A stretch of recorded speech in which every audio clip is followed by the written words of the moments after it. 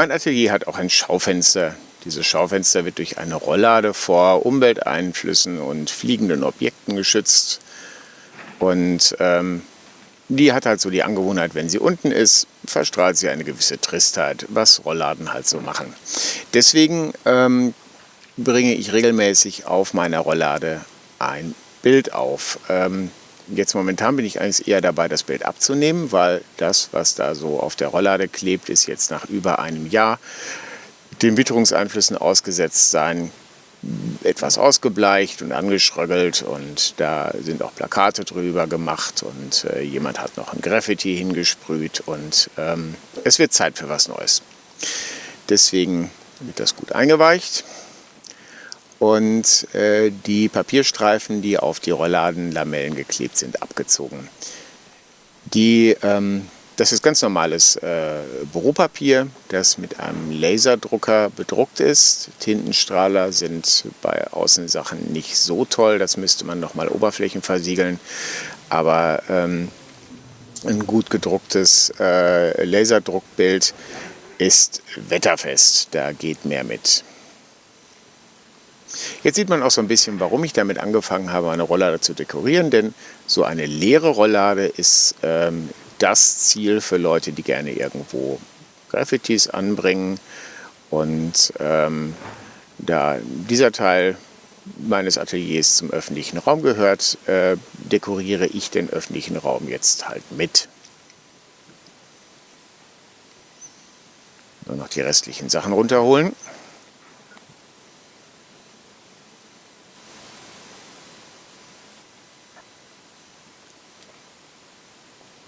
Nochmal nachwaschen, Kleister anrühren. Der ist ziemlich dick angerührt, hier sind noch Bröckchen drin, die ich gerade mit der Hand zerkleinere. Das ist etwa so die Stärke, die man für eine sehr schwere Fließtapete nimmt. Inzwischen ist auch die Sonne rausgekommen. Wir sind laut Wetterbericht noch 2 Tage von Frost in der Stadt entfernt und ich dachte mir, wenn ich dieses Jahr noch mal was an der Rolllade unternehmen möchte, dann mache ich das jetzt. Denn der Kleister braucht ja eine Zeit zum Trocknen und wenn es in der Nacht friert, hat das keinen Sinn, dann friert dann das Papier wieder von der Rolllade runter.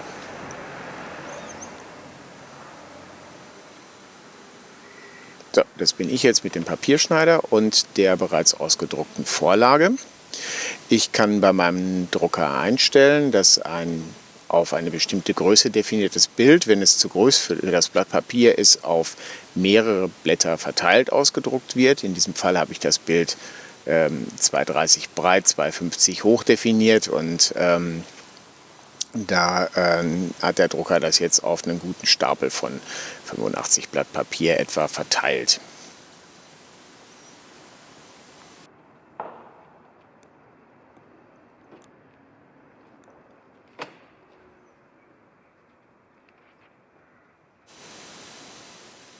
Ja, nochmal kurz checken. Rein theoretisch sind diese Sachen in der richtigen Reihenfolge und ich muss einfach mit dem ersten Blatt anfangen und mich dann Stück für Stück über die einzelnen Kacheln vorausarbeiten. Es wird anscheinend ein Blumenmotiv. Bei dem ersten Blatt muss ich nichts weiter machen, als es einzukleistern und an die Rolllade zu kleben. Ein Kleister habe ich mit warmem Wasser angerührt. Das ist ein bisschen angenehmer, wenn man, so wie ich das mache, mit der Hand herumpatscht. Mit dem Quast habe ich keine guten Erfahrungen dabei, denn spätestens beim Drankleben saut man sich sowieso mit dem Zeug ein.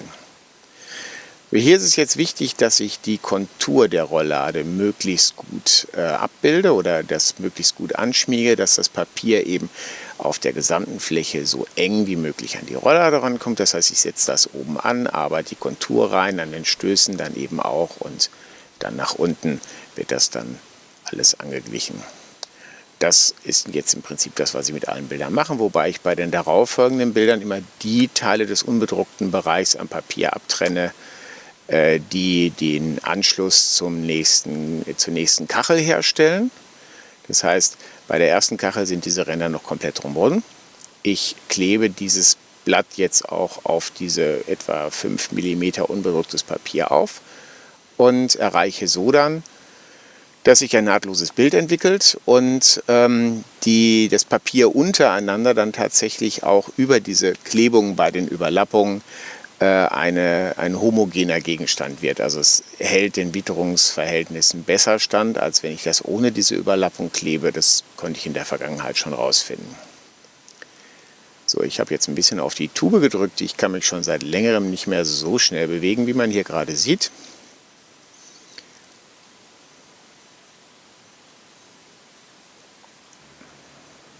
Und so sieht das dann erstmal fertig aus. Das Bild ist noch nass und muss jetzt trocknen. Dafür dauert es etwa 24 Stunden bei den aktuellen Witterungsverhältnissen. Im Sommer ist es auch nach einem halben Tag trocken. Also wir haben jetzt gerade November.